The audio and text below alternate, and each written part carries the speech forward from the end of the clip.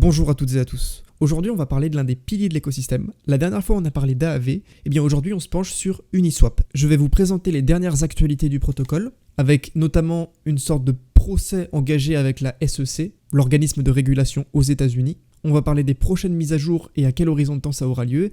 Et finalement, on parlera du token, à quoi il sert et est-ce qu'il s'agit d'un investissement cohérent pour les temps futurs. Pour commencer, Uniswap, c'est quoi? Je vais être assez rapide sur cette section puisque c'est un projet extrêmement connu dans l'écosystème. Uniswap, c'est un DEX, un échange décentralisé, un Decentralized Exchange en anglais. Il permet d'échanger des tokens qu'on a dans son portefeuille contre d'autres tokens que l'on désire avoir.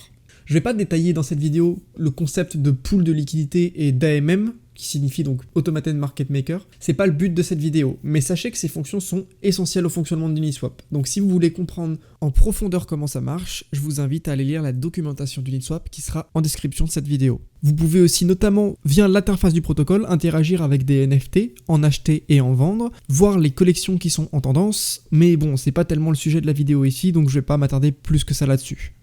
Actuellement, on est sur la V3 du protocole. La V4 devrait arriver très prochainement. On a par exemple sur Starknet un DEX qui s'appelle Ekubo et qui est déjà un Uniswap V4 dans sa construction et dans comment il fonctionne. Aussi, l'équipe avait annoncé un nouveau protocole à l'ETHCC6, Uniswap X. Ça va permettre de rendre toutes les versions d'Uniswap agrégées au même endroit, c'est-à-dire que si un meilleur prix est disponible sur Uniswap V2 et pas sur Uniswap V3, alors le chemin sera choisi pour aller vers Uniswap V2 et bénéficier d'une optimisation des frais de transaction pour l'utilisateur final. Ils ont aussi développé une application sur téléphone, un wallet Uniswap, qui est vraiment sympa en termes d'expérience utilisateur, qui est hyper intuitif et qui peut ramener beaucoup de monde qui de base ne sont pas habitués à la crypto. C'est plutôt très positif pour le protocole puisqu'ils prennent la bonne direction. Ils veulent véritablement être acteurs de l'adoption massive quand la plupart des gens viendront explorer les cryptos, l'écosystème et la blockchain en général. Ils ont axé une partie de leur développement futur sur cet axe-là. Moi, je trouve que c'est plutôt très bon signe pour l'avenir du protocole. Concernant leurs différentes levées de fonds, on est sur des montants absolument gigantissimes puisqu'on est sur un total de fonds levés de 177,8 millions de dollars. Rien que ça. La plus récente levée de fonds a été faite en octobre 2022. Ça représentait 165 millions de dollars pour le développement à venir du protocole et de son environnement. Donc par là, on sous-entend évidemment le développement d'Uniswap X, l'Uniswap Wallet et tout ce qui va graviter autour de la V4 d'Uniswap et du protocole en général. Concernant le token Uni, en fait, il ne sert pas à grand chose à part à la gouvernance. Mais la gouvernance dernièrement a activé le fee switch, donc un frais front-end, c'est-à-dire un frais pour ceux qui passent directement via l'interface officielle d'Uniswap. Donc je précise ici que ceux qui passent par des agrégateurs de liquidités tels que DeFi Lama Swap ou encore Paraswap ne viennent pas payer ce frais supplémentaire. C'est vraiment ceux qui passent par le site officiel d'Uniswap. Alors certes, ça a pour utilité de créer un revenu pour le protocole qui peut-être plus tard sera distribué aux token holders, mais pour l'instant ce n'est pas le cas. Ça va principalement à Uniswap Labs, la team qui est derrière Uniswap. Et je vais vous montrer ça d'ailleurs avec des chiffres concrets. En fait, comme on le constate sur DeFi Lama, si je vais dans l'onglet Fees and Revenue et dans Advanced, vous avez ici le protocole Uniswap avec ses différentes versions, la V1, la V2 et récemment la V3. Vous avez ici les frais générés sur les dernières 24 heures, donc on peut voir qu'on a un peu de frais générés sur la V3, et on a ici par exemple les frais générés sur les 7 derniers jours et sur les 30 derniers jours. Et quelque chose qui est très intéressant selon moi à comparer, c'est que si je descends un peu, vous avez ici Uniswap Labs, qui est donc l'entreprise derrière Uniswap. Et là où on voit que les différentes versions d'Uniswap n'ont pas de revenus, alors oui, elles génèrent des frais, mais elles ne génèrent pas des revenus, c'est pas la même chose. Les frais, c'est ce qui est généré grâce au swap et tout ce qui est possible de faire avec Uniswap. Et c'est aussi ce qu'on va payer aux liquidity providers, donc à ceux qui apportent de la liquidité dans le protocole, alors que les revenus, c'est véritablement ce qui est généré par le protocole lui-même, c'est-à-dire le profit en quelque sorte qu'il en tire. Ici, quand on regarde justement la ligne Uniswap Labs, on se rend compte qu'ils ont généré des frais, mais que ces frais sont comptabilisés en tant que revenus. Et c'est la même chose pour les 7 derniers jours et les 30 derniers jours. Alors qu'est-ce que ça signifie? Selon moi, je l'interprète comme ça. Après, j'en suis pas sûr à 100%, mais c'est comme ça que je l'interprète. C'est que tout simplement, les revenus générés par le protocole grâce au fee switch, donc à l'activation du frais front-end, ces frais-là vont tout simplement à l'équipe d'Uniswap Labs. C'est-à-dire qu'ils ne rémunèrent pas les token holders. Alors, c'est pas forcément une mauvaise chose, puisqu'évidemment, les équipes d'Uniswap Labs, c'est eux qui font le développement du protocole et de son écosystème. Donc, pour la croissance de ce dernier, c'est pas si mal que ça.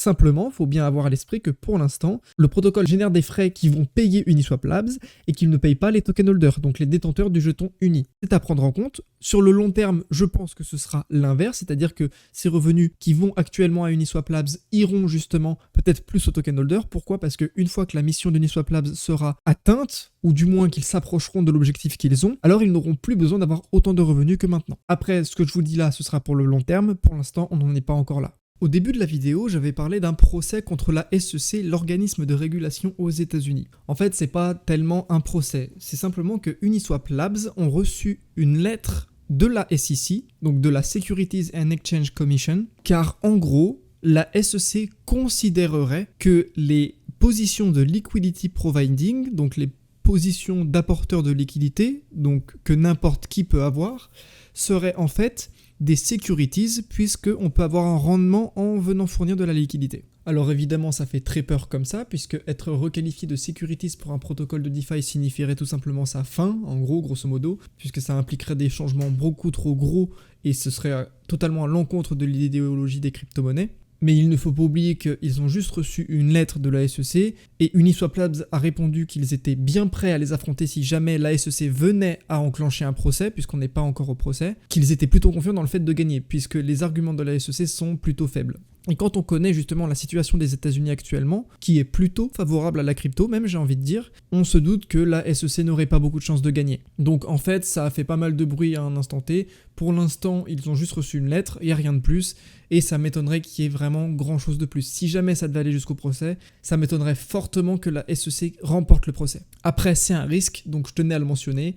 Vous en faites ce que vous voulez, faites vos propres recherches encore une fois là-dessus. Pour passer à l'analyse approfondie du token Uni, quand on regarde sa map sur Bubble Map, justement, je vous mets le lien en description, c'est un site qui est incroyable pour regarder un petit peu quelles sont les adresses qui détiennent une grosse partie des jetons et quels sont les liens entre ces différentes adresses. On peut voir qu'il y a quand même quelques petites adresses, on peut notamment voir cet énorme cluster qui est relié plus ou moins avec des transactions entre différents wallets. Par contre, on voit bien que quand on clique sur ces wallets et qu'on va sur Etherscan pour regarder les transferts qui ont été effectués, on s'aperçoit que c'était il y a vraiment longtemps en fait. Ce sont probablement des contrats ou les adresses de fondateurs, mais j'avoue que j'en sais pas trop plus pour le moment. Pareil, si on regarde des adresses un petit peu plus petites, genre celle-ci par exemple, on peut voir qu'il y a eu un transfert qui a eu lieu il y a 686 jours, ça nous en dit pas beaucoup en fait sur ce que c'est, sur la nature de ces adresses. Même si là on peut voir qu'il y a eu une interaction avec Coinbase, donc c'est certainement l'adresse de quelqu'un. Quoi qu'il en soit, si tout ça c'était les wallets d'une seule personne, là j'avoue que ça pourrait faire un petit peu flipper parce que ça représente quand même beaucoup de jetons.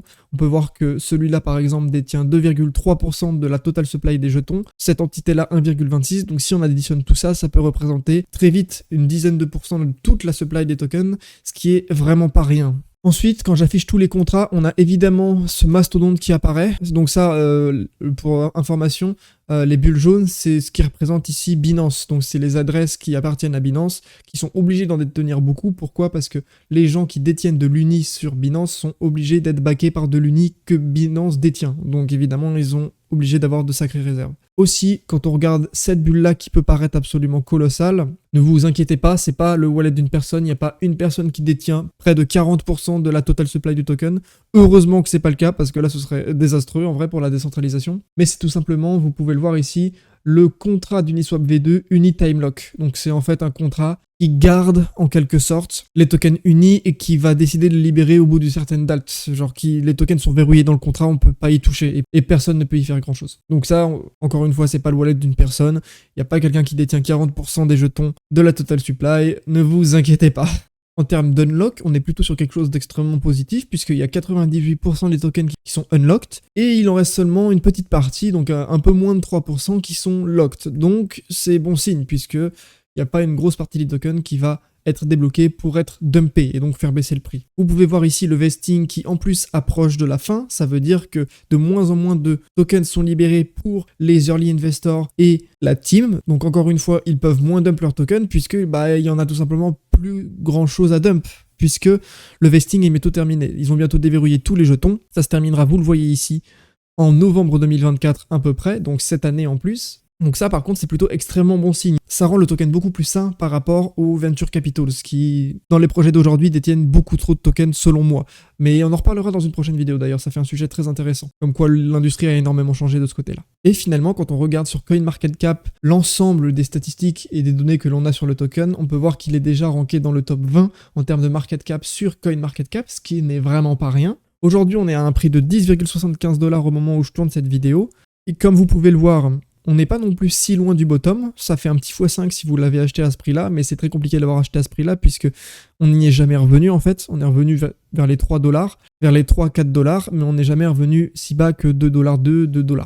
Ensuite, vous pouvez voir juste ici que le token a récemment pump un petit peu, bah ça c'est lié tout simplement à l'activation du fee switch, évidemment. Si dans le futur, les revenus générés par le protocole vont au token holder, ne vous inquiétez pas, le token uni prendra de la valeur. C'est sûr et certain, puisque beaucoup de monde voudront s'exposer justement au rendement qui est proposé en détenant du token uni. C'est sûr et certain que si un jour, Uniswap Labs ou une proposition est faite sur le forum de gouvernance pour rémunérer les token holders avec les frais du protocole généré, vous pouvez être sûr que le token réagira. Ensuite, que dire de plus sur le token uni? Bah, il n'y a pas non plus grand chose puisqu'il n'est pas vraiment utile aujourd'hui vu qu'il ne rémunère pas ses détenteurs. Il n'est pas utilisable dans la DeFi. Ce que j'entends par là, c'est que c'est pas comme Aave, on peut pas le stacker. Alors oui, on peut l'utiliser en tant que collatéral sur différentes blockchains, mais ça n'apporte pas vraiment une utilité au jeton puisque ça sert pas à grand chose de faire ça. Vaut mieux l'utiliser pour la gouvernance, c'est pour ça qu'il a été créé de toute façon. Est-ce qu'on reverra les niveaux d'antan? Alors ça, je peux pas vous le dire. Encore une fois, ça appartient au futur et je suis pas devin. À vous de faire vos propres recherches et votre propre thèse d'investissement sur ce sujet-là. Après, si je devais donner mon avis sincère, si on retournerait dans ce range-là, qui pour l'instant n'est pas le cas, je pense que ce serait pas non plus une mauvaise idée d'en accumuler, puisque comme on a pu le voir, le token a rangé littéralement en latéral dans ce côté-là. Alors oui, ça fait quand même un beau range, puisque là on est en vue journée. On a quand même varié entre plus ou moins 4$ à plus ou moins 8$. Donc c'est du simple au double, ça fait littéralement un x2. Mais pour du long terme, encore une fois, ici on parle de long terme, pour moi ce serait pas non plus déconnant en fait d'en acheter dans ce range-là. Après, à voir, c'est à vous de faire vos propres recherches, je donne pas de conseils en investissement, faites-vous votre propre thèse et votre propre avis. En tout cas, j'espère que cette vidéo vous a plu. Dites-moi si vous comptez en acheter ou si vous en avez déjà dans votre portefeuille, ça m'intéresse. Si jamais vous avez aimé cette vidéo, n'hésitez pas à vous abonner, à la liker et à commenter, ça me ferait très plaisir. Et moi je vous dis à bientôt pour une prochaine vidéo. Ciao ciao.